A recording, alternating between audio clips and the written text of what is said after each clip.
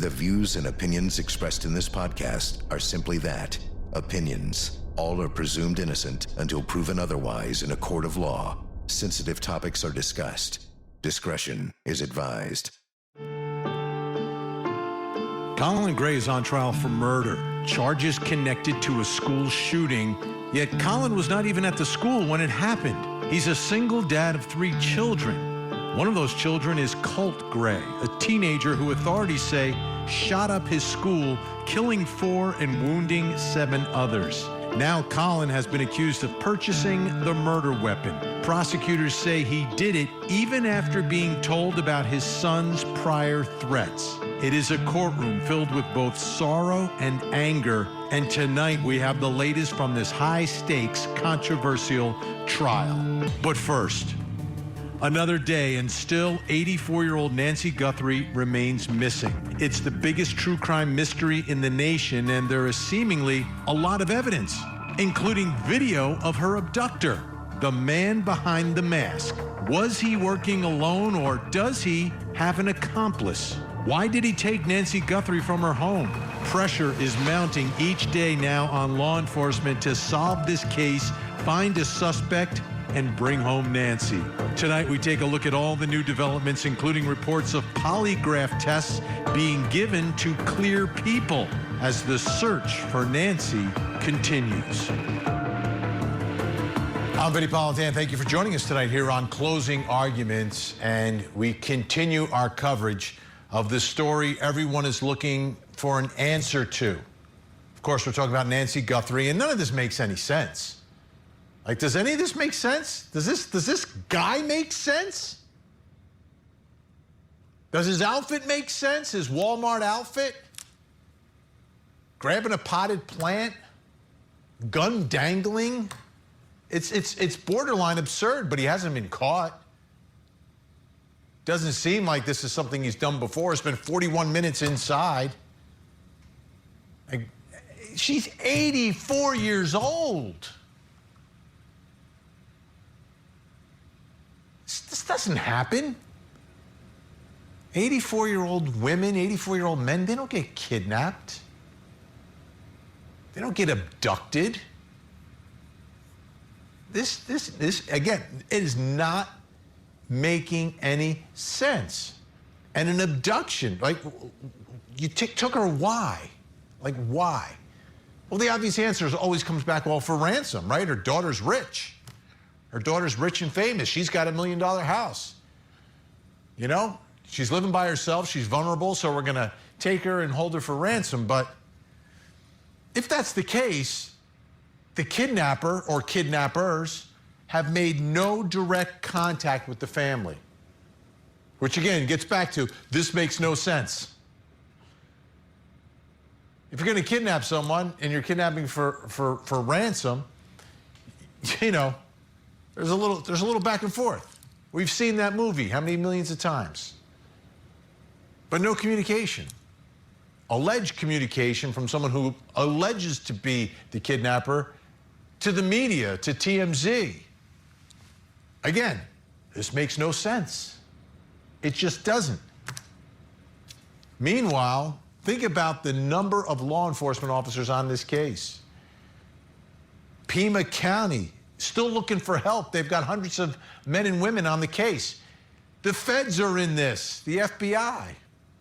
And they're still looking for help. They're looking for tips. They're looking for videos. They're looking for something. It makes no sense. How could that guy that we see on that video be that elusive and that good at kidnapping? It doesn't make sense to me. But here we are. Here we are. So there's been actions by law enforcement, right? Following up leads and tips, etc. One of the big ones was over last weekend, and we're getting a little more information about that. Remember last weekend they raided a house, but they also seized a vehicle, a Range Rover. So this is in the Culver's parking lot. 2 people were in that Range Rover. It was pulled over. They were detained. They were released, but the Range Rover was seized. Like, what led to the warrant to seize the Range Rover? What led to the warrant to go inside of that house. Well, we're getting at least some confirmation now about the driver of that car. And this is from 12 News. 37-year-old Luke Daly and his 77-year-old mother were both removed from their home 2 miles away from Guthrie's home in the hours of February 13th. Daly's attorney in other unrelated criminal cases, Chris Salepi, issued the following statement. Salepi Law can confirm that Luke Daly was the subject of 2 search warrants issued and served on February 13th, 2026. Mr. Daly and his mother were both detained by law enforcement while the search warrants were being executed. Neither Mr. Daly nor his mother were arrested in connection to this case or any other. Mr. Daly has no link whatsoever to Nancy Guthrie and has no information related to her kidnapping. Like the entire Tucson community, both Mr. Daly and his mother are hopeful that Nancy will be returned to her family unharmed. And the 2 warrants, one was for the car, one was for the home. One was for the Range Rover, the other's for the home. So what, again, something led them there, right? So they had to get there somehow. Is this dead in the water at this point? Like, the lawyer's just putting it to bed. Like, of course, that's what he's going to say, even if the person was involved, but the person wasn't arrested. But they took his truck. They went in the house. Let's bring in our think tank. Joining me tonight, former sex crimes prosecutor Stacey Honowitz. Also with us, criminal defense attorney Cindy Rushing, and finally, trial attorney Marlo Greer is here as well. Great to see everyone. Big picture here. Is any of this making sense to you, Stacey? No, I mean, we've discussed this in the past. Nothing makes sense in this case. And unfortunately, what we keep seeing is these leads that turn into nothing. But, you know, Vinnie, very early on, we were talking about why it's so important that the public, that we keep it in the press, because the public has an interest.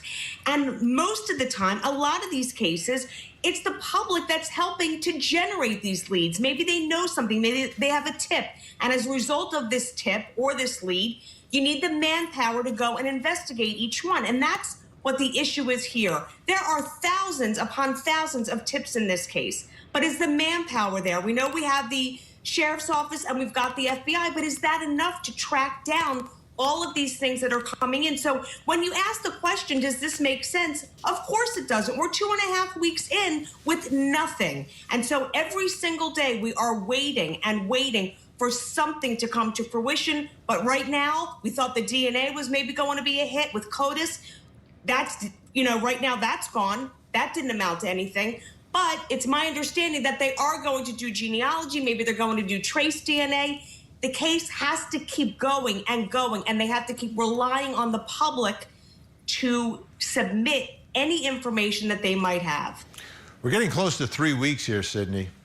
And there's a lot of law enforcement power being invested into this case with no results yet. Do you think what happened here with the Range Rover and the home is the beginning of something or a dead end? So I think it's the beginning of something. So just because the attorney says that they have not been arrested in connection with this, that doesn't mean they've been cleared of it. Obviously, they've taken in the vehicle. They're going to be doing, you know, data or DNA searching on that and all kinds of, searches. Same thing with the house.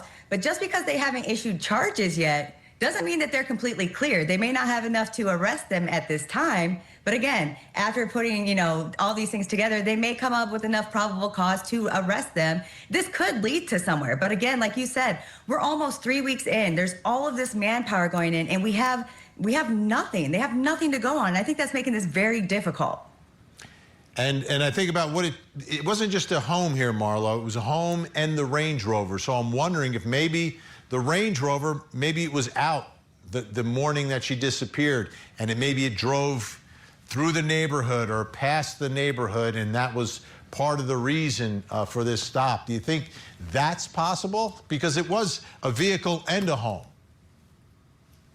Well, I think what also doesn't make sense is Range Rover guy going to shop at Walmart? I mean, there is a Target, right, in Pima County, but You're right. None of it makes sense. The only thing that you could think of is going back to the public and the neighborhood. It could have just been a neighbor tip that said, hey, there's this guy down the street. He's kind of creepy. I think he has a criminal background. Maybe you should check into him. And so they do some digging and potentially get that warrant, take the Range Rover away, and they're going to take a while to search it. We don't know what's going to happen after they search it, but it really could just be as simple as that, is that they're looking for people to narrow down near the neighborhood. Like you said, why her? Why go to her house? She's 84 years old. So is this a crime of opportunity where there's somebody that knows her in the neighborhood and somebody else, another neighbor, gave a tip and said, hey, this dude's weird. Check him out. Now, more information Or Vinnie. Oh, sorry. I have some more information for you. I'm going to serve it right up to you, Stacey. Luke Daly, this is according to 12 News. Luke Daly, the same man we're talking about here, may be a familiar name to law enforcement in southern Arizona. Served a 1.5 year prison sentence, 2019 to 2020, for solicitation of drugs, criminal damage, and flight from law enforcement convictions. Then in 2022, arrested, later convicted of drug distribution charges, sentenced to 4 years of probation, arrested again in early 25 by Marana police in possession of fentanyl and a gun. A probation officer has filed to revoke his probation, but a judge allowed him to continue on probation in the community. Luke Daly's DNA would be in CODIS because of his prior criminal history. There have been 0 confirmed DNA matches from any of the evidence collected. And to me, that's a big deal, right? This is someone who has a record, so his DNA would be a match. If they have DNA they're running against, his would be there. But apparently it wasn't. Yeah, I know. And listen, the idea that the neighbors might have said, listen, this guy has a record, the police are going to be on top of that very quickly. I mean, look, the fact of the matter is you're going to be more suspect if you do have a criminal record and you're living in that neighborhood and you possessed a weapon. So they have to go down every avenue. And I would think that in the beginning of this investigation, like we see in many cases that don't even involve abductions, but just robberies, burglaries, where they go to all the neighbors, because most of the neighbors have Ring or Nest or some kind of video footage. That's probably the first place that they're looking at. Who was in the neighborhood? Who was driving by? Was there a car in the area? So this car might have been a drive-by, and they have to go down every lead or every tip they possibly can, because right now, nothing is panning out. And so you have to be able to take every lead very serious. I mean, you really do. But again, you're fighting manpower and you're against so many leads. There's only so much you can get done in a certain period of time. So that's what we're up against in this case. Time, because she's elderly, she's sick, she's on a pacemaker. So you've got that working against you, coupled with 30,000 leads and not that many people to be able to go over it. And then you're asking the sheriff every single day in these press conferences, what's going on? And his response is, oh, I'll get my team. I don't know if you saw it. Somebody asked about a pinky ring in the glove. And I was waiting for him to say, we're on it. We're looking at that. We're trying to decipher. And I heard him say, oh, well, I'm going to get my team on this 2.5 weeks later. So I think that's what people are very frustrated about on top of everything else. So there's one other aspect of this Luke Daly. Again, presumed innocent, detained, not arrested. Lawyer says has nothing to do with this, and there's no indication that he does have anything to do with this other than the fact that he was stopped and detained and a seizure of his vehicle and a search of the house that he was living in. Take a look at Luke Daly and a sketch that was made by Lois Gibson. Now, Lois Gibson, very well-renowned sketch artist, worked for law enforcement for many, many years. But we know in this case, the suspect was wearing a mask. So this was the rendition on the left that she came up with based upon, you know what I'll do? Take a listen to Lois here, explain how she came up with this sketch that, you know, maybe looks a little bit like this guy. Now, what I could see on this mask, I can see the eyes. I can see the philtrum area. I can see the hair right here. And I'm assuming he doesn't do a Hitler shave job with just hair here. The mustache goes all the way around. And then I assumed a lot of stuff. Okay. I guessed, yes, guilty as charged. I guessed at everything that's covered by the face mask. But this is desperate. So she concedes that, right, okay, there were certain things I knew, and then I sort of guessed at what he could potentially look like. And again, Luke Daly has not been charged. Yes, he was detained for a short while, was released, and has proclaimed his innocence and actually wants the suspect found. The reason I put that up, though, Sydney, do you think that had any, because it was everywhere, the sketch was everywhere. Do you think that had any influence on law enforcement in this?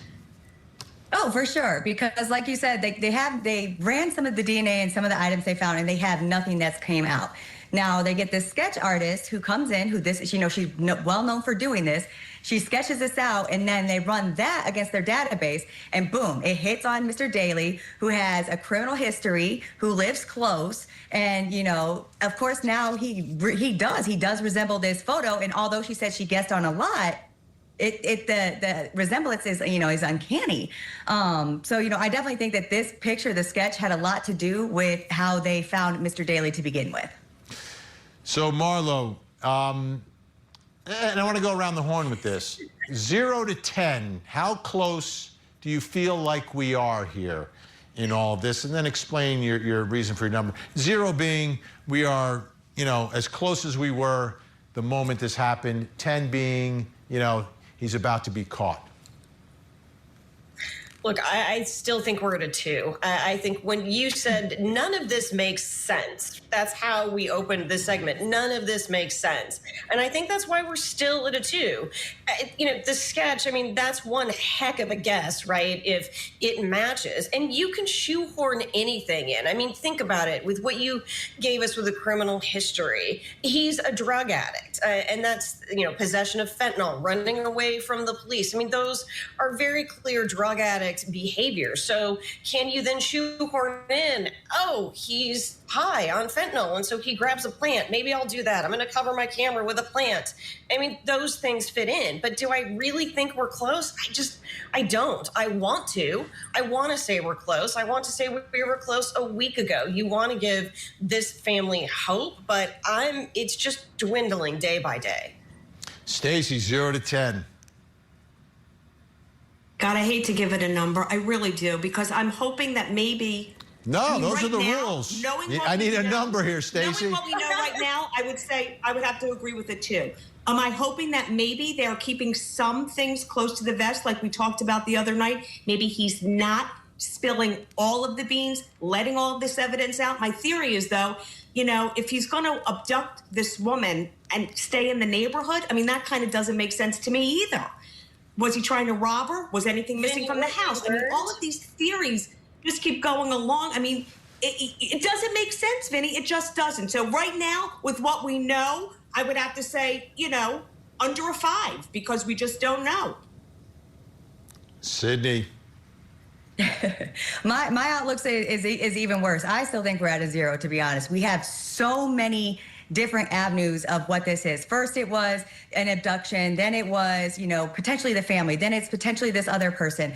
There's so much here. And I honestly feel like the sheriff is not doing enough. I don't think that he's not acting with haste, in my opinion. I think he's taking this as a very slow motion type thing. Maybe he hasn't dealt with something like this, especially on this level.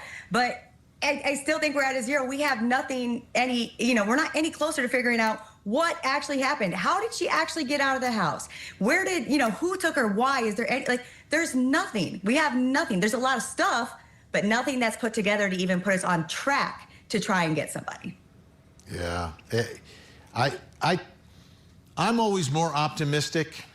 And for me, the fact that there was some DNA that they were able to get from inside the house that could be related, could be unrelated, could just be, people that came over the house at some point that left behind some skin cells or something.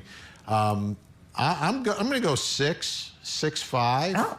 I really feel like, okay. They're moving on things. And I think the mounting pressure and the federal assets. I don't know how well they're working together, but I think there's such a motivation for both the Pima County folks and for the FBI to be the ones who make the breakthrough. Like, it's almost like a pride thing at this point. And I know that sheriff has a lot of pride. So I feel like there's a little bit more happening, maybe a lot more happening than we know. But they have been pretty forthcoming with the things that have come up empty. So it's a tough case. All right. I don't know, Vinny. I think you got your fentanyl glasses on.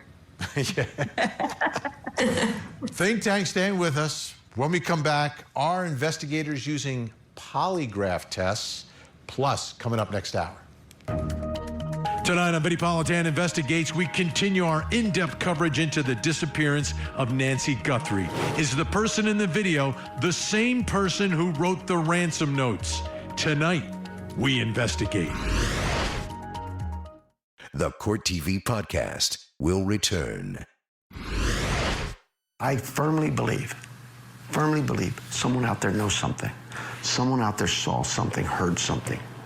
We need that person to call us. Has there been any evidence so far that Nancy is still alive, or is it just hope of investigators and the family? There's been no evidence that she's not. I kind of like that answer, right?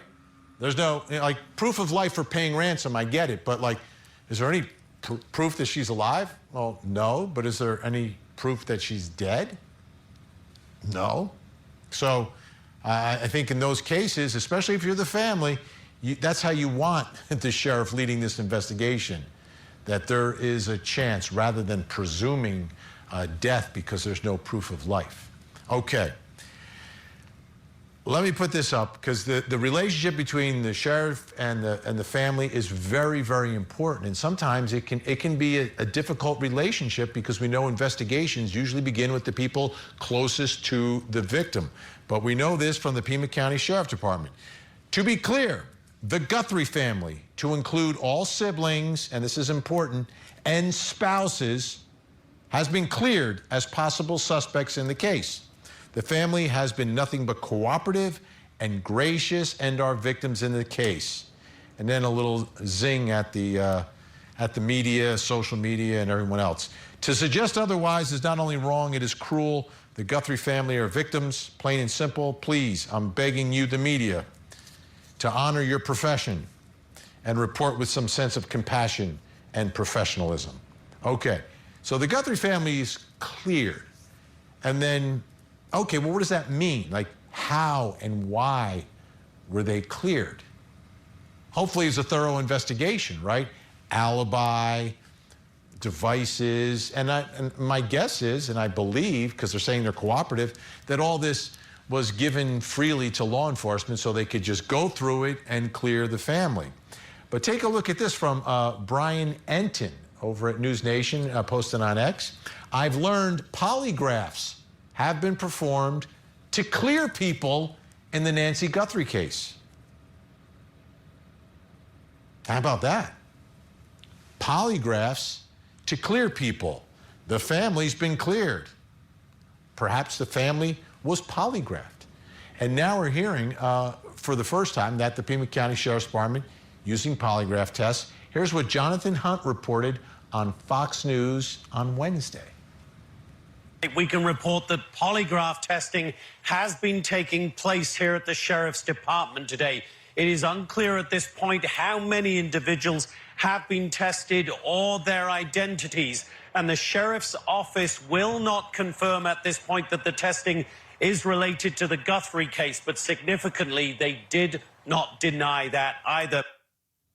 And there's lots of uses for polygraph, right, at a Sheriff's Department. Sometimes it's just you have new employees and you want to screen them, and you're going to ask them tough questions to make sure that they pass, that they're not deceiving anyone. Here's what the Sheriff's Department actually said. PCSD has received various requests for confirmation of various topics, including working with Mexican authorities, utilizing polygraph tests, specific video surveillance requests, financial analysis, etc. PCSD is not confirming or releasing any details regarding those topics at this time. So there's no proof that they're not doing it, but there's no proof from the sheriff that they are doing it. But there was reporting. You know, reporters get sources. Sources, you know, stay off the record because they're giving you information. Let's bring back in our think tank. Still with me, Stacey Honowitz, Sydney Rushing, and Marlo Greer. Okay, Sydney, what do you think about the family being cleared?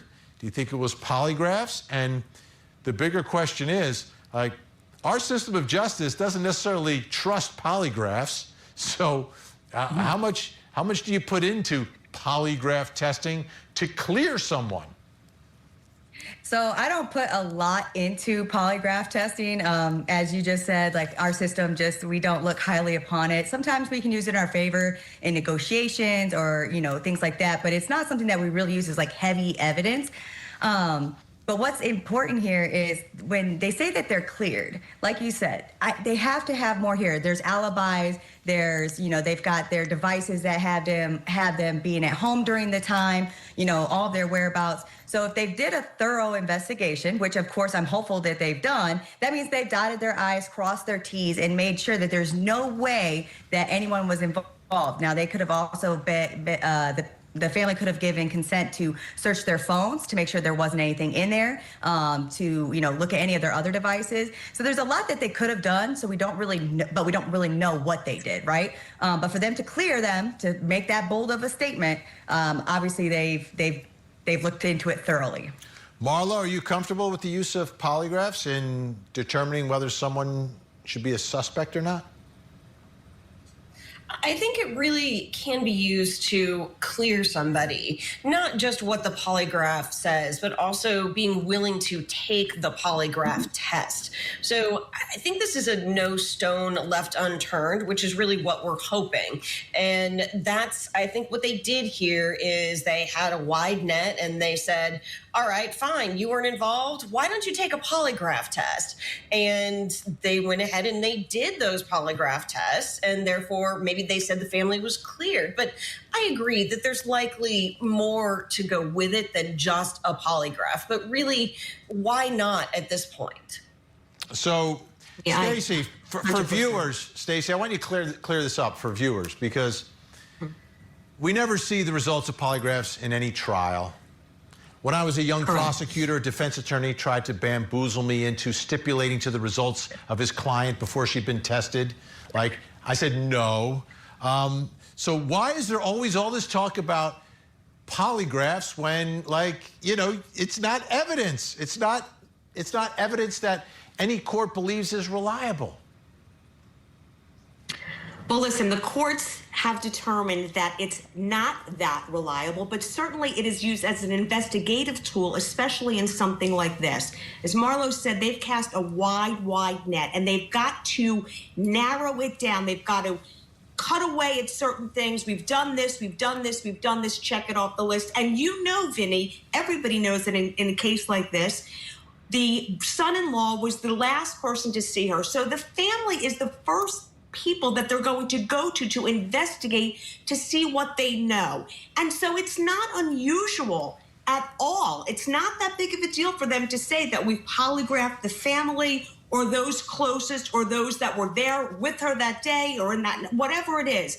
It could even have been that the family, in hearing all of these theories on social media, because it was rampant, as you recall, they had him handcuffed and prosecuted at some point. The family might have even said at one point, you know what? Just polygraph all of us. We're willing to take a test. We're willing. We've turned over all our devices. You've got our computers. You've got our phones. You spoke to us. We've all given statements. You know what? Just polygraph us. So it's not that unusual in an investigation. In court, a court might say, listen, we can't lend this credibility for a jury to decide about this, but certainly we can use it as a tool, which is what they did here. Yeah, it's the cliche in every movie. Give me a polygraph. I'll take a polygraph. I didn't do anything. Right? Okay, look at this from CBS News. Investigators have not ruled out that an accomplice aided the suspected kidnapper seen in the doorbell camera video outside the Tucson, Arizona home of Nancy Guthrie the night of her disappearance, according to Pima County Sheriff Chris Nanos. Sydney, I've always believed that it's more than one person involved here. I think there may even be someone in the house at the moment we're looking at him here at the front door. Right. I completely agree. I've always thought that this was a multiple person doing, just because of, again, like, how does this 84-year-old woman just come up missing if it's just one person that's walking her out the door or what have you? I've always thought it was a multiple person job. And honestly, it's weird to me. The other thing is there is off to the side of the front door is like a sliding glass door, like a sunroom type door. And it's shocking to me that if they really were just breaking into the house for like a home invasion type thing or a burglary, that they didn't use a side door, that they used the front door where there's a camera. Right. But I definitely think that there's more people. And is this person right here, you know, when he's pushing the doorbell, is that the distraction? He's getting Nancy to come to the door. Someone's breaking into the back. But yeah, I definitely think that there's multiple people here. I've always thought that as well. All right, think tanks staying where they are. When we come back, the father of an accused school shooter, he's the one on trial before his son. He's also charged with murder. The latest from the courtroom next. Now, back to the Court TV podcast. I knew it when my little girl just texted me. She's in middle school. She said, we're in lockdown. I'm like, God, I'm like, please something, brother, please something. Why do you think that? Why would you think that? We're trying to get him into counseling. He just didn't fit in last year at high school, so we let him do online school. We brought him back into just doing normal school this year, and it was going okay. That's not a good look. Not a good look for Colin Gray at all. Speaking with officers, his son, Colt Gray, allegedly shooting up the school, killing 4, wounding 7. But he hasn't faced his trial yet. His father on trial first. His father charged with murder. Charged with second-degree murder in this case. It's an aggressive prosecution. We've seen it with the Crumbleys in the Oxford school shooting in Michigan. That was a successful prosecution. And now, for the second time that I can remember, we've got a parent of a school shooter on trial. Let's take a look at what happened today.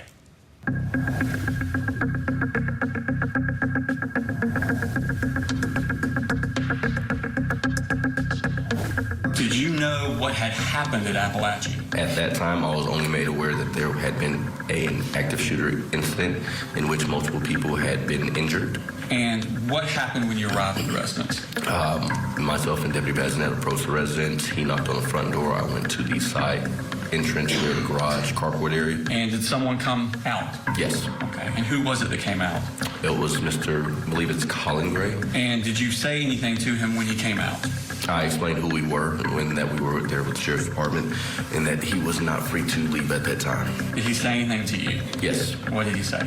I believe it was something along the lines of he knew something had occurred. His daughter had texted him saying that the school was on lockdown and he was hoping to God that his son hadn't done anything. Did you ask him any questions about what was in the house? Yes. What did you ask him? I asked him if there were any people, animals, or weapons inside the residence. And what did he tell you? He told me there was no other people, no other animals. There were 2 firearms located inside the residence. What was your purpose to do at that time? My purpose was to simply detain him until we had additional resources there to do whatever was needed at that residence. Did the school have any issues with Colt and that online, or not the online, but the at-home learning? He was not consistent with doing the assignments. Did something specific happen in August of that year? Yes. Our district has a program on all the school devices that monitor searches. And if words such as death or guns or drugs or any of those words sort of throws up a flag to the administrative staff and the counselors for us to follow up with. And did that happen with Colt? It did. And what was the word that flagged?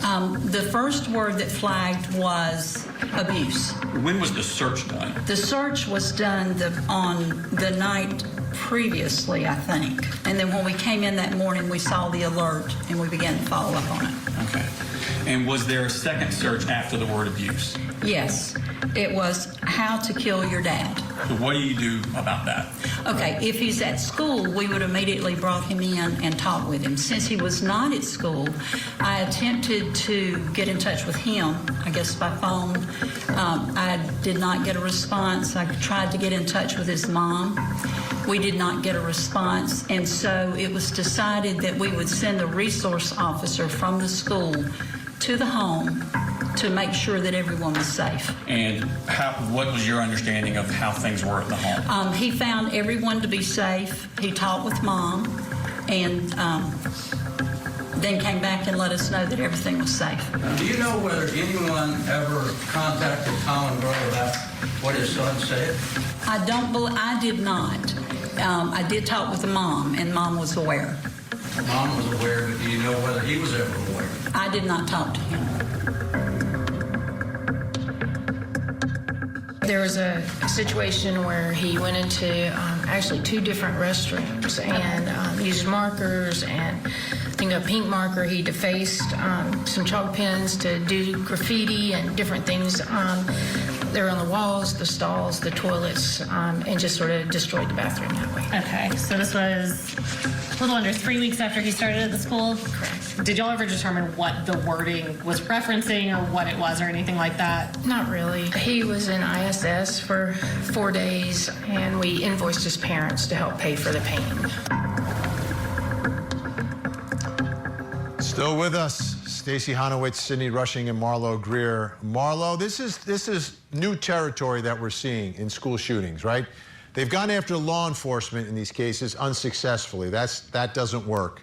To me, this is a much better approach in terms of creating awareness and deterrence, but is it going too far in prosecuting someone for something that someone else did?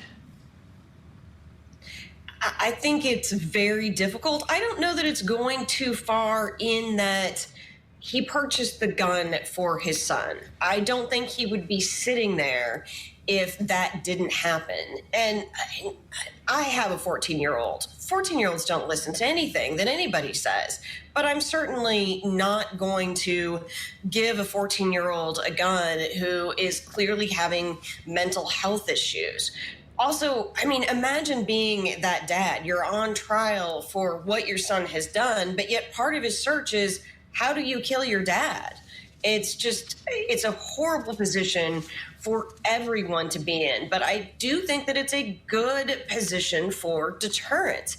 Give parents something to think about. Why would you do this? Why would you buy your son a gun? Why would your son have access to it? It doesn't make any sense. I mean, we all know that teenagers' brains aren't fully developed yet, no matter how many times they tell us that they are. They're just not. And you, as a parent, you have to be responsible, and buying a gun for your child simply is not responsible. Go ahead, jump in there, Stacey. We prosecute parents for negligence and for negligent endangerment when they leave their own gun around and the child finds the gun and does something. He's a principal in this. He bought the kid a gun. He had a shrine to Nicholas Cruz. He had these prior threats. I don't see what we're trying to argue here. He absolutely well, it's murder. Needs to be on trial. He's a principal in this case. He purchased the weapon. He, under the principal law, he procured it. He solicited. He's part and parcel, basically. Right, but it is a murder charge, which makes it different than, you know, simply being negligent with your gun. This is much more serious, and I think it's a place where we really haven't been before, Sydney. Yeah, so I practice in Oakland County, which is where the Crumbly case was out of, so I'm very familiar with it. This case literally, it almost mimics it to a T.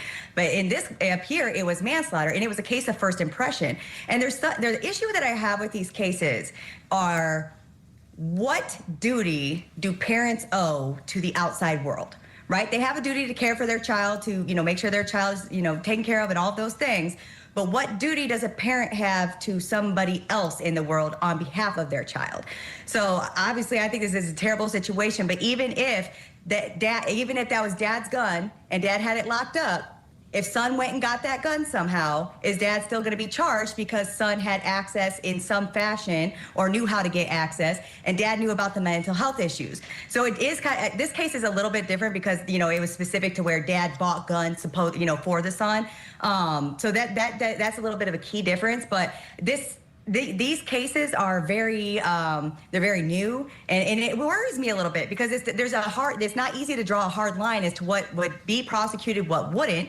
And his case and his son's case has not went forward yet. The person who murdered people, his case has not been forward. He has not moved forward yet. He has not been found guilty. But dad is being charged and put on trial now for those murders that his son has not even been found guilty of doing yet.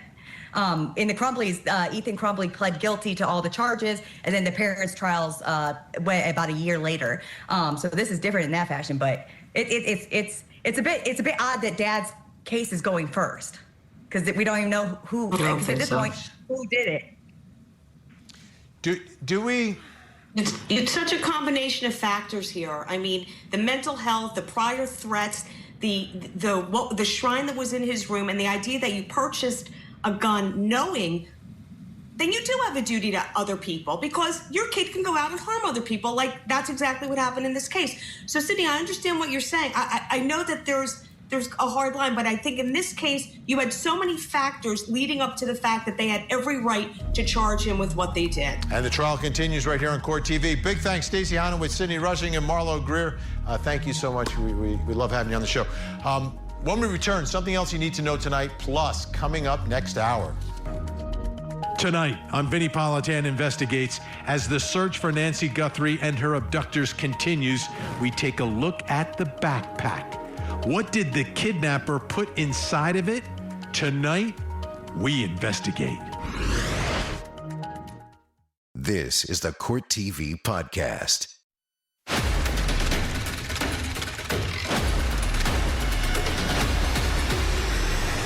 Welcome back. Time to reveal something else you need to know tonight. Let's take a look at the big board. And arrested and released.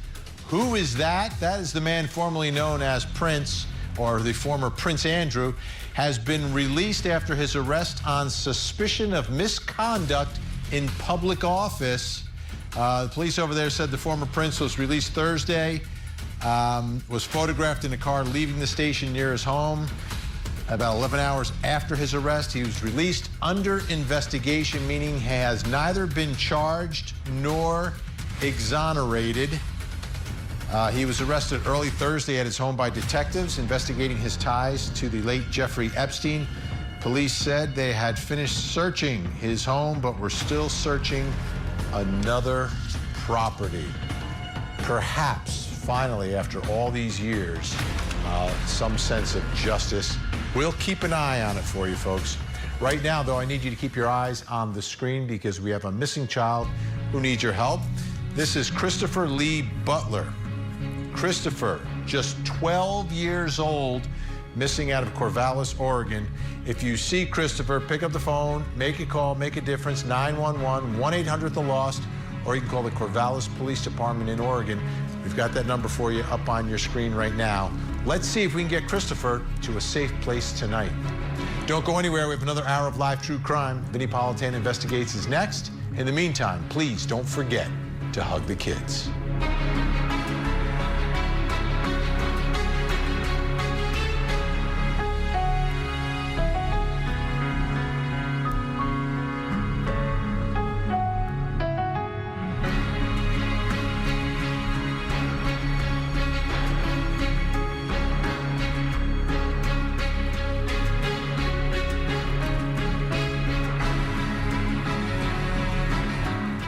There you have it. If you want to see more in-depth reporting on the latest true crime stories, you can see me every weeknight, 8 p.m. Eastern on Closing Arguments. Thank you so much for downloading. And as always, please don't forget to hug the kids. This podcast is a production of Court TV. Go to CourtTV.com for more content, trials on demand, and to find out how to watch Court TV in your area.